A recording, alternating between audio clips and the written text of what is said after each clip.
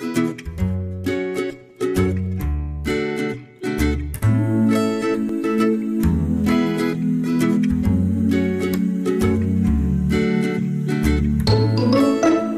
vejo que muitos pais, principalmente as mães, né? Elas ficam reticentes em levar os filhos para a escola e preferem colocar na mão de babá. Eu não tenho nada contra o babá, mas o que você como mãe, você como educadora, como especialista em crianças da faixa de 2 até 5 anos, não é isso?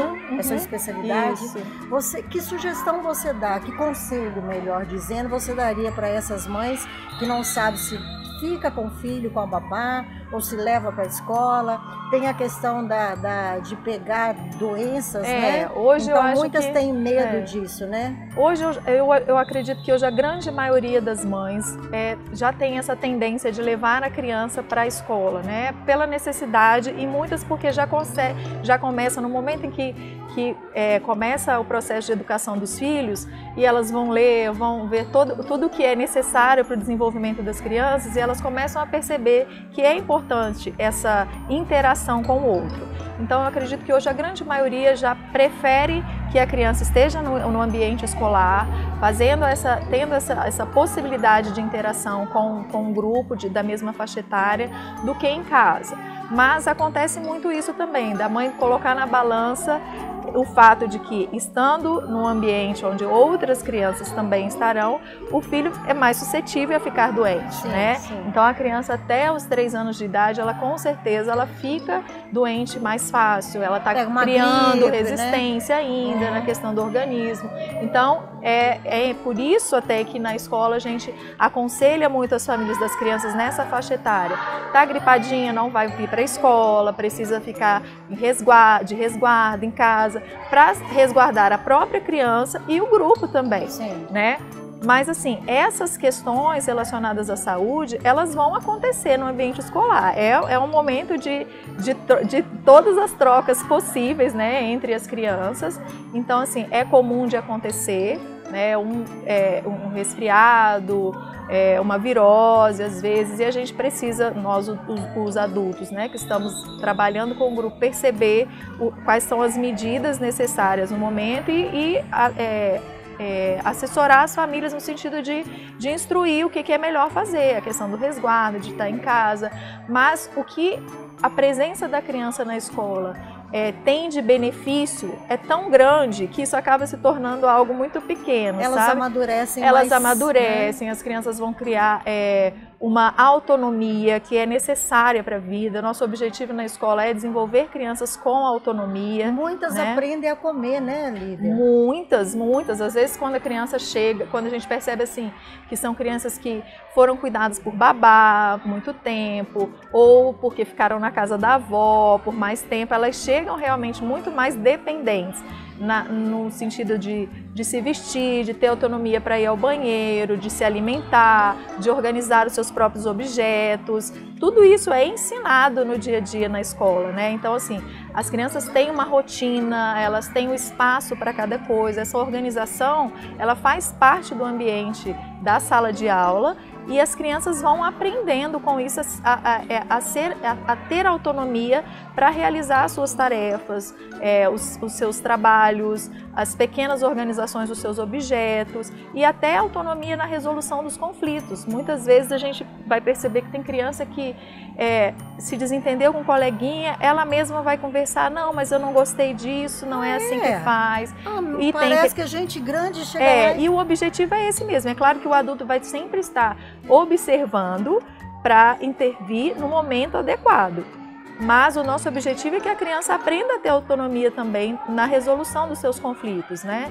E quando ela não, e autonomia também para perceber que a hora que ela não dá conta de resolver aquilo, ela tem o adulto para ela chamar e ajudar naquela situação. Essa fase de 2 a 5 anos, de 2 a 6 anos, é uma fase de muita fantasia. Muita fantasia. E nós sabemos que ela fantasia e aquilo para ela é realidade. Então ela pode fantasiar uma coisa em casa e trazer para a escola. Como ela também pode fantasiar na escola e levar para casa. Como é que os pais devem lidar com isso? Até que ponto leva em consideração se é verdade ou se não é? Porque eu sei que muitos pais dizem, meu filho chegou em casa contando tal coisa e tal. Como é que vocês lidam com essa situação? A questão é que a família sempre deve fazer essa troca com a escola, né, no sentido de conversar e entender o que aconteceu.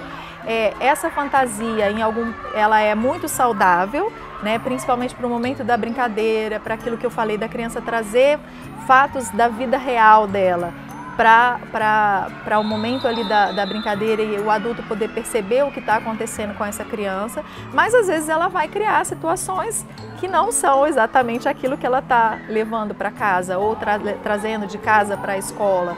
E aí cabe aos adultos manter esse diálogo e orientar a criança até para ir ponderando, pontuando com ela. Então, mas foi assim que aconteceu? Não, foi isso. E chegar numa situação onde a criança entenda que o discurso dela não pode ser diferente se ela está relatando algo que realmente aconteceu.